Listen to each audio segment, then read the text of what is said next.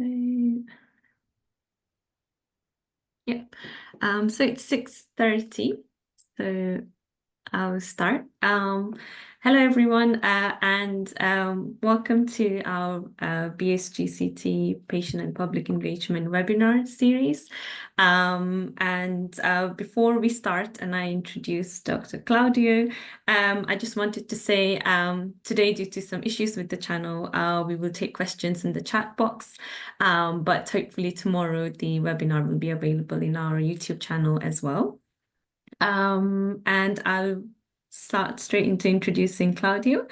Dr. Claudiu is a postdoctoral researcher in the Genetics and Genomic Medicine department at the UCL Institute of Child Health, and his work has focused on advancing in vivo lentiviral gene therapy for inherited liver and multi-organ disorders. He leads cutting-edge research projects, including multi-organ lentiviral gene therapy for ARC syndrome, funded by LifeArc, and has secured funding for Action Medical Research and the NIHR and Care Research as PI and co-PI to develop novel treatments for related genetic conditions. And he's got a strong background in gene therapy and genetic technologies. And he also helped shape the next generation of scientists as co-lead of 2 MSc core modules at the UCL Institute of Child Health. And I also worked with Claudius, so I'm really excited to hear about his work today. And I'll hand over to Claudiu then. Thank you very much, Sonam, for the introduction, and welcome everyone. Just bear with me 1 second so I can share the screen. I'm not sure how much you're looking, Sonam, forward to hear about this, because you've heard about it like 1,000 times, but hopefully the other ones will find it interesting. So hi everyone, my name is Claudiu, as Sonam introduced me. And today we're going to talk about liver-directed lentiviral gene therapy for inherited cholestatic disorders. So just a quick introduction about generalities about liver gene therapy. So there are about like 2 million deaths annually that are occurring because of liver-related disorders, and chronic liver conditions such as cirrhosis, metabolic diseases, or genetic disorders have a huge burden both economically and socially because of many reasons, such as very expensive, highly specialized treatments, loads of hospitalizations. There's an impact, the patients need to live with lifelong comorbidities. And also the carers are very affected by this because most of the time they need to spend a lot of time with the patients. There are treatments for some of these disorders. However, there are many of them are for symptomatic relief, and there are also many limitations for the current treatments. For example, enzyme replacement therapies. They can lose their efficiency over time, some of them, or there are challenges with liver transplantations because of unavailability of donors and possibly lifelong immunosuppression. So there's this promise of gene therapy, which can potentially cure the disease rather than just managing its symptoms. It is more targeted and hopefully less invasive. So in this talk, I'm just going to give you a background on cholestasis and ARC syndrome. I'm going to show you the novel approach that we are taking in order to treat the liver phenotype, the liver aspect of ARC syndrome.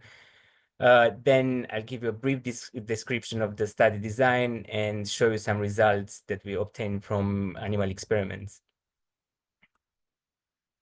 So first of all, what is the bile? The bile is a very important secretion of our body, which is generated by the liver and has loads of important functions. To name a few, it's involved in digestion, so it's really important in fat metabolism and degradation. And it's really important for detoxification. For example, it secretes out many drugs from our body, for example.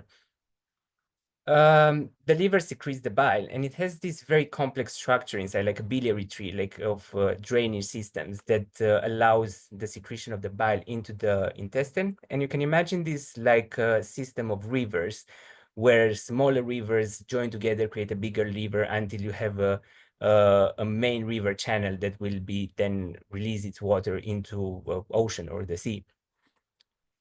And when you block this mouth, the opening to the sea of the river, you can get floods, which damage the the environment, and it's the same thing that is happening in the liver cholestasis. And these are the mechanical causes of the liver cholestasis: obstructions along the pathway of the drainage system of the bile. But I'm more interested in the causes of cholestasis at the source. So, and the source being here, looking at the liver, being the hepatocytes, which are the structure, the cells that are building the liver. And two neighboring hepatocytes can create between each other this green structure that you see here, which is called the bile canaliculi. And that's where a lot of the components of the bile are being secreted from inside the hepatocytes. So when different parts of this that are proteins are called, that are present here at the bile canaliculi level are missing, you get disease. And these are a few of the cholestatic diseases that we work with, like three of them actually. They are progressive familial intrahepatic cholestasis type 1 to 3, which are caused by defects, and ARC syndrome, which are caused by defects in genes. So just for you to understand better what genetic mutations is, I'm going to give you a quick structure of what's happening inside the cells. So most of our cells in the body have inside them a nucleus where they have the genetic information, which contains multiple genes. This genetic information is then transcribed into RNA, which later on becomes a protein, which is imagined as the workers that are doing the different functions inside these cells. And in a I like to do this in a very simplified way for people to understand really well. And I'm going to present you in a health setting and a disease setting. So DNA, imagine DNA as a cooking book where you have loads of recipes, the RNA as a recipe out of that you just copy from the cooking book. And then the protein is like the cake, the product of this recipe. So what's happening in a disease situation, you have this cooking book, you open it, and then you have a stain on a page where you have the recipe. So you cannot read the recipe properly. So you end up with just a dough, not the proper cake, or you might end up with nothing. So this is exactly the same thing what's happening in genetic mutations and genetic disorders. The instruction for a certain protein is missing, so the protein cannot perform its function. And applying this for ARC syndrome. So this ARC syndrome is called, the long name is arthrogryposis, renal dysfunction, and cholestasis, on short ARC, and this is how I'm going to refer to it from now on. It's an autosomal recessive disease. So what does recessive mean? It means that you need to inherit both of the recipes in a wrong way, like with stain on them, so that none of them can create the protein that needs to perform its function. And when this is happening, then you get disease. And it's generally caused by mutations in these two proteins, VPS33B or VIPAS39, but our focus of the talk is going to be the bold protein, VPS33B. So this disease is a syndromic cholestasis. It has hallmark symptoms such as the patients present early on as neonates with contracted joints, with liver damage, cholestasis, and jaundice, renal dysfunction, and they can also have extrahepatic aspects such as bleeding, sepsis, and ichthyosis. Now, looking at the liver level, what are these mutations in VPS33B are doing? So if you remember in the first slide, I was saying two neighboring hepatocytes, the cells that construct the liver, can create between each other a structure, which is the bile canaliculi. So basically the spring where the elements of the bile are being secreted. So at that level, you have different proteins that are excreting the elements of the bile. And what VPS33B is doing is transporting many of these proteins and facilitates their transport at the bile canaliculi level. So when this is missing, many of these proteins are not at the right place anymore. They cannot perform their functions. So the hepatocytes long-term get destroyed. And for you to understand this better, I'm going to try to exemplify it as using the London map. So you have two neighboring hepatocytes. In between, you have a bile canaliculi, which you can imagine as an office building between Monument, Bank, and Liverpool Street. And then you have this person, which I'm going to name CA, which is the name of a protein that's usually at the bile canaliculi level. So in healthy situation, CA can go every morning, use the London tube tracks, and end up in the office. However, when there's a VPS33B mutation, these tracks are not present anymore. Parts of them are missing. So when CA is trying to get to work, like ends up nowhere because the tracks are missing, so he cannot walk there. so it cannot perform its function at the right time and place. So this is what causes the disease. So the patients suffering of this have different blood measurements that are altered compared to normal levels. So you have, for example, an elevated liver function test, such as alkaline phosphatase, alanine transaminase, and ASTs, which are markers of inflammation and cholestasis. They also have high bilirubin, high bile salts, and high cholesterol. And their liver is fibrotic, and there's wrong localizations of proteins, such as the CA that we discussed before. Unfortunately, there's no available treatment, and many of these patients died quite early, even like before 1 year of age. So before moving forward, I'll try to do something here and try to have some interaction with you. And I'd like you to answer to me this question, like how would an ideal treatment for ARC syndrome look like? So I'm gonna switch now the images, the screen to this application, which is Mentimeter, which is an online polling system that we are generally using for education purposes. And I'd like you to take your phones out. If you can scan the QR code and go on this page or write www.menti.com and type in the code 39908345. I'll give you about 1 minute and then I'm going to move to the question where you're going to be able to answer it live in an anonymous way, just because I want to see how do you envision this perfect treatment for ARC syndrome? We already have 2 people joining. I'm gonna wait until we have at least 5.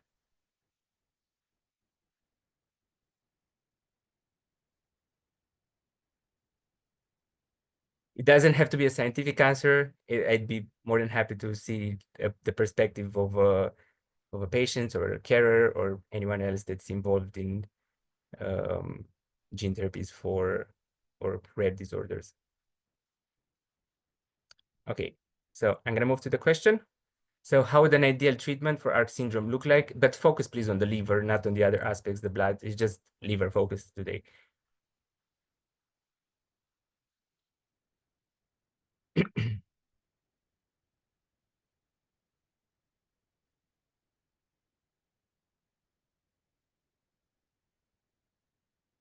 Yes, the treatment needs to target the liver in order to correct it. Fix mutations, yes. Gene therapy or like gene editing. Oh, loads of answers. Nice. Liver function correction. Of course, we want to correct the function. Replace the defective transporter. Yes, long lasting, extremely important, especially for the type of treatment that I'm doing. Early treatment before the damage occurs. Yes, of course. Patient survival. That's really important. Like one of the main things, considering our patients are dying so early. I'm gonna wait for 2 more answers and then I'm gonna move on for the purpose of time. But I really see really good answers and I'm really happy to see this and quite diverse. Able to treat at a very early stage. Yes. Amazing. Well, thank you very much for interacting with this question and you gave very good results actually.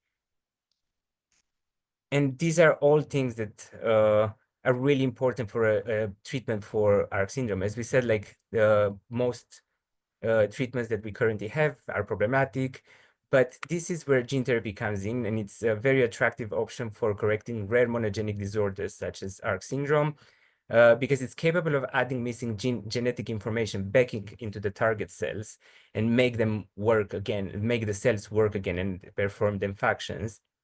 There are various strategies available for gene therapy. I've seen someone mentioning gene editing. There are also gene addition strategies using different tools such as mRNA therapy or AAV vectors. But today, the focus of today's talk and the focus of my work, it's on lentiviral vectors. And I'm going to have one more question for you right now, which is related to the lentiviral vector. So what is the first thing that comes to your mind when you hear the word HIV? And again, back to our presentation question slide.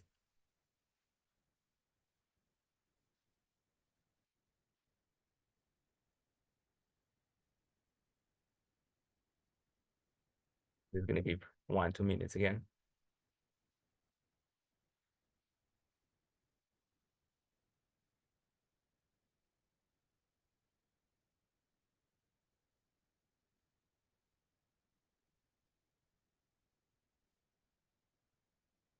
yes, all of these words are indeed like scary. Like the most things that come in your mind, it's death, disease. You don't really have anything that comes in your mind like in a positive way, which I completely agree with you. HIV, it's a really scary disorder. It's a really scary virus, which has led to the death of many, many people.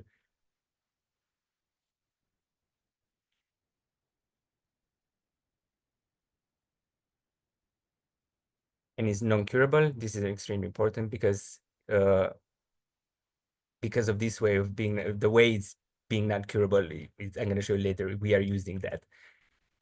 So thank you very much for answering this. And as I said, most of the words that come in mind are not very positive words. However, we scientists have taken advantage of this extremely bad virus that it's out there, and they tamed it. They transformed it into a lentiviral vector and used its properties of persisting in our body in order to transform it in a very good tool for gene therapy. So I'm just going to show you quickly like what they did. So you have an HIV vector virus, which is pathogenic.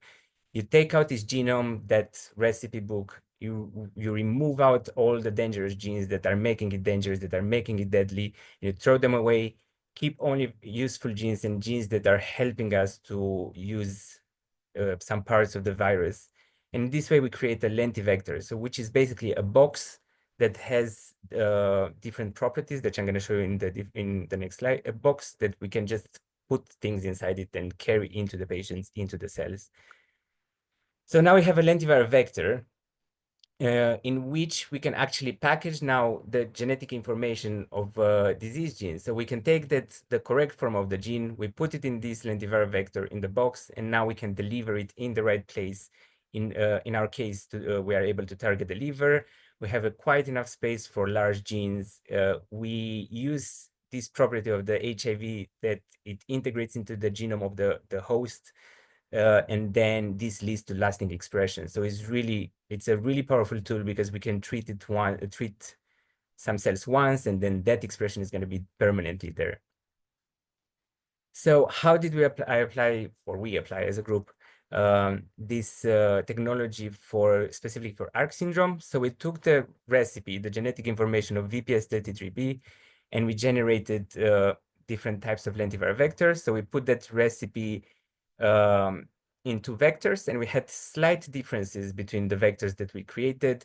One of them was able to express this recipe only in liver cells and one in multiple other cells. And the difference is the L, which comes from the liver, E comes from the name of the promoter, but consider it that it expresses everywhere. And then we also created control vectors, which carry the information of just a reporter gene, a fluorescent gene, that was just to have a mock control for our therapy. Once we created this, we tested it on cells and then on animal models. So, but for the sake of time, I'm just going to focus on the animal tests. So in order to test the treatment on an animal model, you need to actually be able to mimic the disease. So we have this animal model which misses the VPS33B gene that causes the ARC syndrome, and it has many of the phenotypes, many of the symptoms that you observe also in the patients. And I just mentioned here some of them.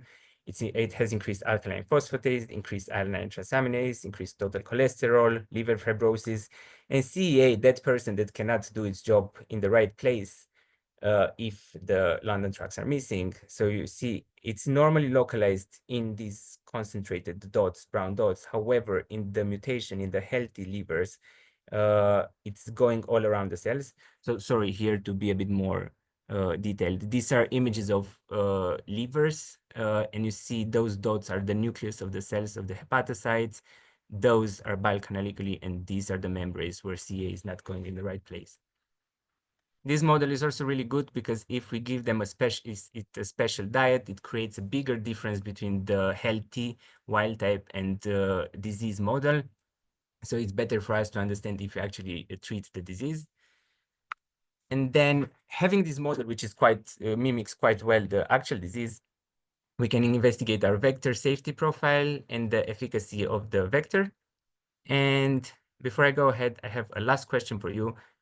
Based on what you've seen so far and what parameters are generally modified in our patients, what tests did you perform in order to see if the experimental approach is working in these animals?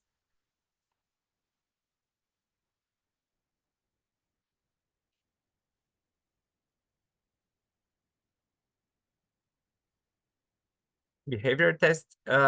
For this particular model, the behavior bit is not that relevant. That's more for neurological disorders or certain types of metabolic disorders, but this particular one doesn't really affect the behavior. Liver function, exactly. You do the blood test for the liver function test. Survival, really important, and I'm going to show you that result. Protein assessment, liver staining, yes. Histopathology, exactly.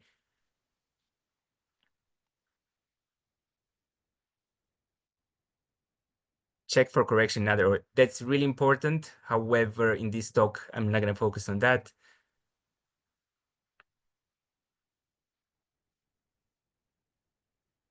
Yes, liver toxicity expression and biodistribution. All of these answers are really good. I'm just waiting for maybe one more, and then I'm going to move further because of the time. And liver biopsy. Thank you very much for answering this. Like, all of them are really important, the aspects that we need to take into consideration, and virus expression as well. Thank you. When we test this vector. So first of all, I'm going to start with the safety profile. So is the in vivo lentiviral gene therapy safe for the purpose of treating ARC syndrome? And for this, we did safety tests. We injected neonate animals with our virus, with our vector, and then we monitored them for 9 months. And we asked a set of questions. First of all, where does the vector go after the injection in the body? Will it end up in the liver? And these are the results. So these graphs are for vector by distribution. This graph shows different organs, and VCN is basically a measurement of the vector copy number, how many copies of this vector you find in a certain tissue. And you can observe that most of them it's in the liver. You have loads of copies here. However, in other organs, it's negligible and quite low, which is really important for us that the treatment ends up where it's supposed to be. Then looking specifically at the liver, you can see most of our both the therapeutic vectors and the mock vectors ended up in the liver in a similar amount. And the difference that we're going to see between the mocks and the therapeutic vectors is going to be is not going to be driven by a difference into the quantity of vectors that ended up there. Then the next question was, does the vector have any unwanted side effects on the target organ? So this is really important for lentiviral vectors because they integrate their genome into the genome of the host. This can disrupt potentially the function of certain genes.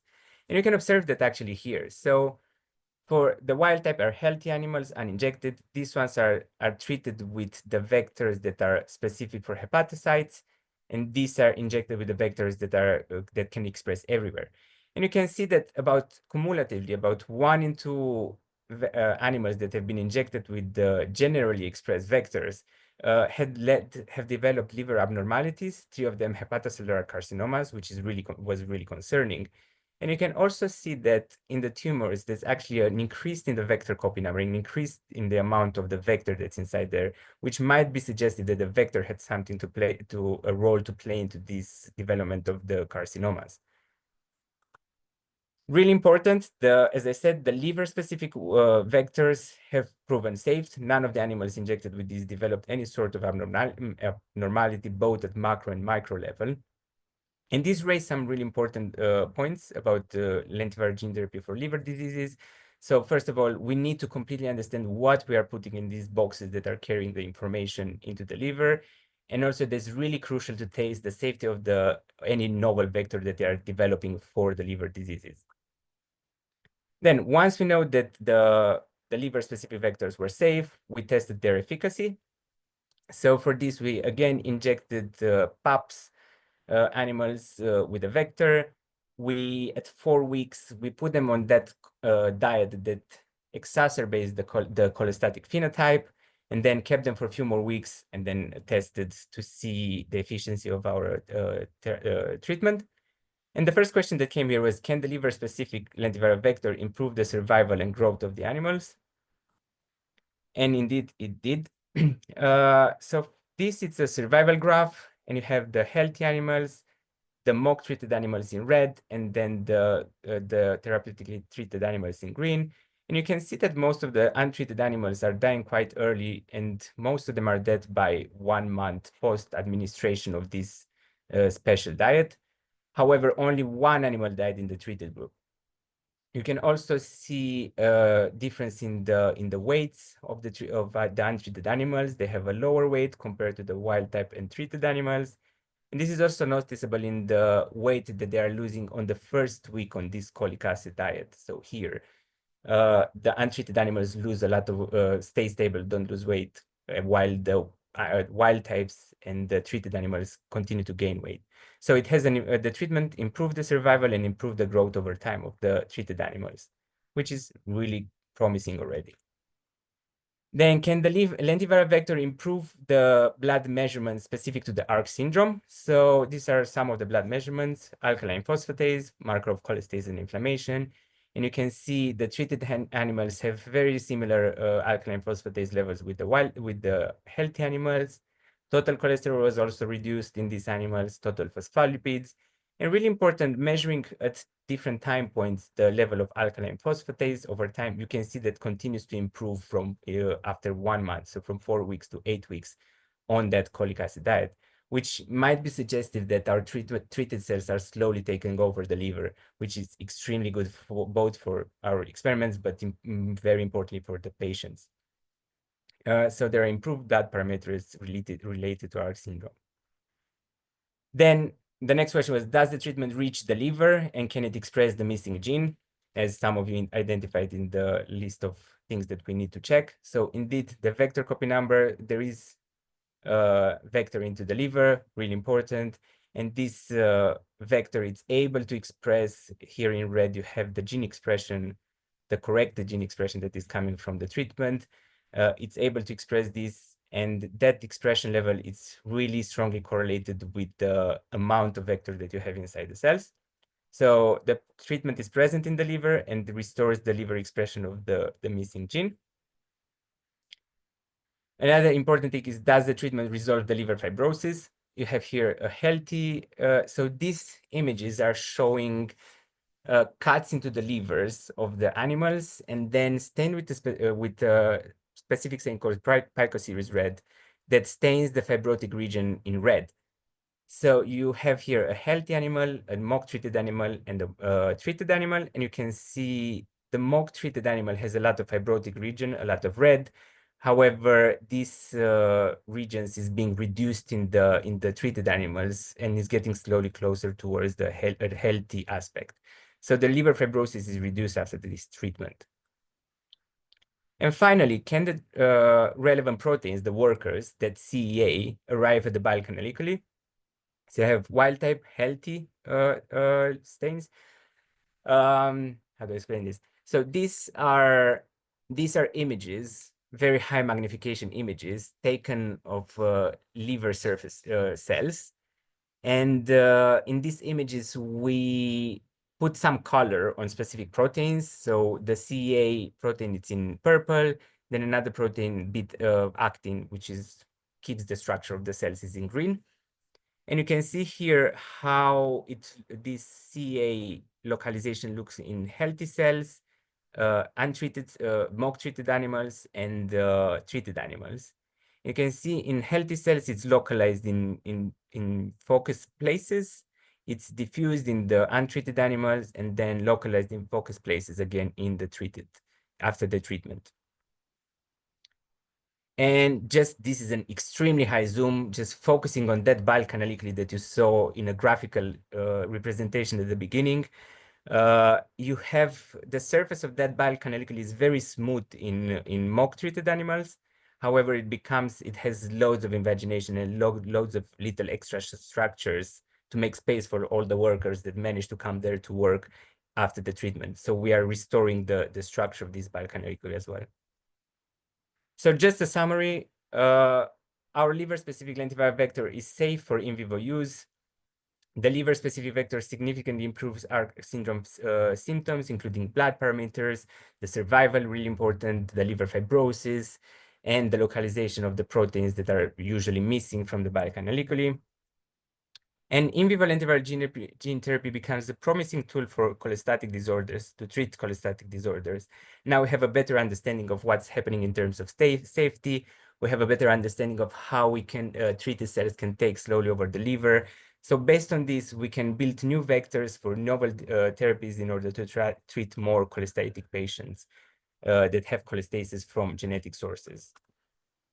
This is just an acknowledgement slide where I want to thank everyone involved in the project, including our funders, NIHR, Action Medical Research, and LifeArc. And now, thank you for listening. I'm happy to take any questions now, or if you want to contact me at any other point, you have my email there. Thank you very much. Thank you, Claudia. That was really great. Thank you very much. If you have any questions, if you could put them in the chat, that would be great. I just wanted to say I really liked the analogy of the recipe book. Sorry, that's my reminder. I really like the analogy of the recipe book. Actually, that was very interesting. I might use that myself as well. So there was actually a question in the chat which I thought might be quite useful to mention it now from Rebecca. She was asking, is the wild type in this case healthy animals and the LG is the mock disease? Yes, exactly. So the wild type is the healthy animal, and LG is the animals that received a liver-specific vector, but with a reporter gene, just fluorescence, not the therapeutic gene. Actually, on that note, I was thinking with the animal model, how well does it replicate what you see in patients? And I guess following up from that, how well do we understand the disease in terms of the patients as well? Like how well is the disease understood? Because you mentioned some characteristics like fibrosis. Yeah. So first of all, we have multiple animal models for this disease. The specific animal model that I've used, it's a liver-specific deletion of this VPS33B gene. So only is representative only for the liver mutation, liver aspects of the ARC syndrome. We have in terms of the liver aspects, we understand quite well the disease because it's one of the major phenotypes of the disease. So it's the arthrogryposis, cholestasis, and kidney problems. So we understand this quite well, both in the animal model and in patients. But then you have the extra phenotypes, the extra symptoms that are not related to the liver, which are not all of them fully understood. But we have an animal model for that one as well that affects the whole body of the animal, not just the liver. You had a third one, I think, a third part of the question. Can please. No, I think it's how well the it's understood in patients in terms Okay, of yeah. phenotypes that are shown, but I think you answered that. Yeah, it's quite an interesting one because it has a lot of variability depending on. I also see there's a question about the Mhm. mutations. So there's a lot of heterogeneity in the mutation landscape of the genes. So each one of these mutations can have a more severe or milder phenotype. So it's while we understand the main things that are happening, there are still patients that can survive a bit longer because they have a weaker mutation. So we still cannot say that we fully understand the disease, but we understand like the parts that have major impacts. Yeah, and following up from that, there's a question from the audience. Are the mutations involved in this disease targetable using gene editing, like base editing or prime editing? So, as I said in the previous answer, there's a lot of heterogeneity in the disease. So it'd be quite difficult to target just one mutation and sort out everything. But yeah, in theory, each mutation can be targeted by this. There's also really important to highlight that about these 75% of the patients are affected by with ARC syndrome have mutations in this gene VPS33B. However, there are 25% of the patients with have mutations in the other gene, the VIPAS39. So it's quite an interesting and complicated disease. And there's another question as well. Approximately how much edited LV are infected? I assume that means how much infection do you get, I guess. So to begin with, from our experiment, like you have quite a low amount of transaction with lentiviral vectors. We use all sorts of techniques in order to increase the amount of initial transaction. So transaction meaning the initial amount of the vector that goes inside the hepatocytes.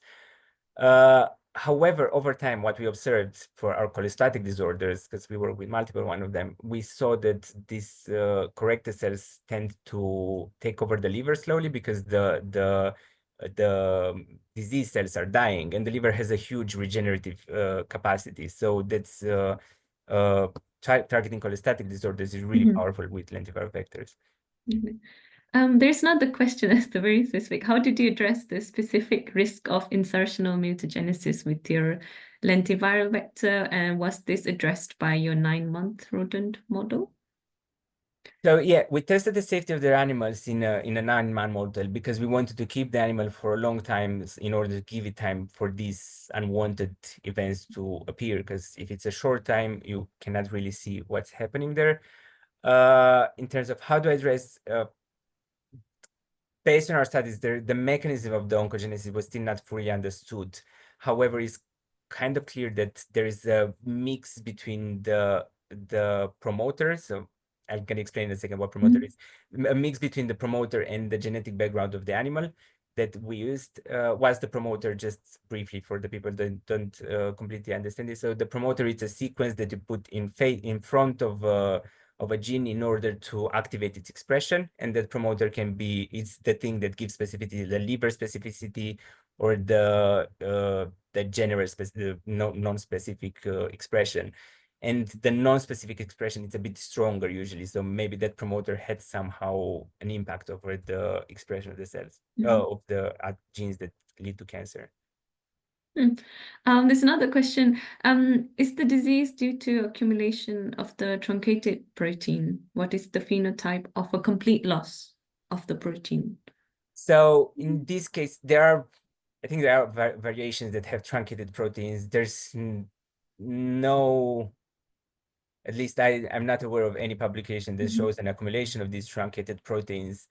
However, when this gene is missing completely, all of those proteins that are present at the bile canalicle level that express either cholesterol, for example, or bile salts or other phospholipids into the bile are not in the right place. So they are not at the bile canaliculi. They cannot take out these compounds from the hepatocytes into the bile.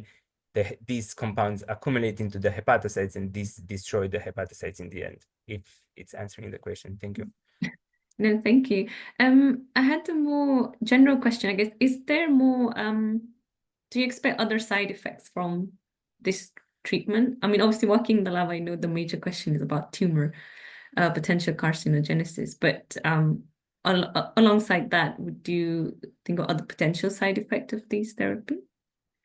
I think it's generally viewed in the field of lentiviral gene therapy that the carcinogenic possibility is the most important side effect that we should look for and should make sure that we design vectors that mitigate as much as possible this risk.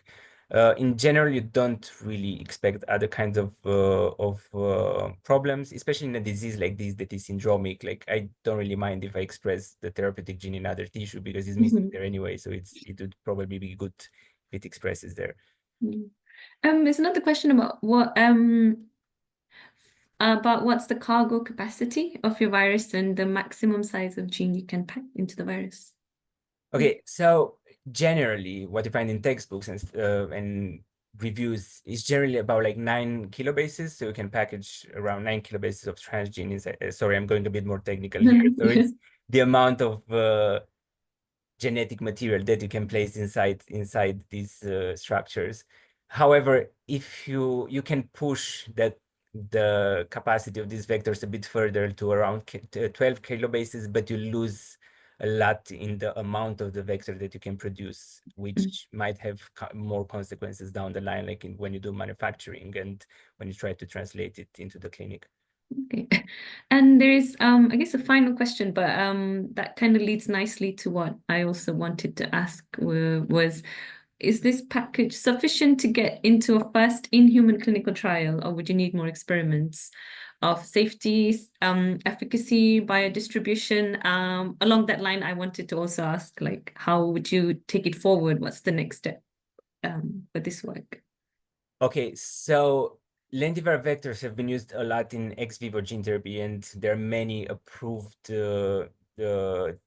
therapies for example, for SCID or other disorders of the blood. However, it's never really been used systemically, delivered like into the circulation to target an organ directly, and there was no clinical trial done yet using this. So there will be a huge requirement like to prove that these vectors are actually safe. So a lot more safety studies, a lot more efficacy studies will need to be performed in order to take this further. And that's gonna take a bit, but like it's on the way. There are, I think, as far as I know, there's even a company that's now trying to bring another type of lentiviral gene therapy for liver disorders towards the clinic. So yeah, it's on the right track, and I'm quite confident that it's gonna get there.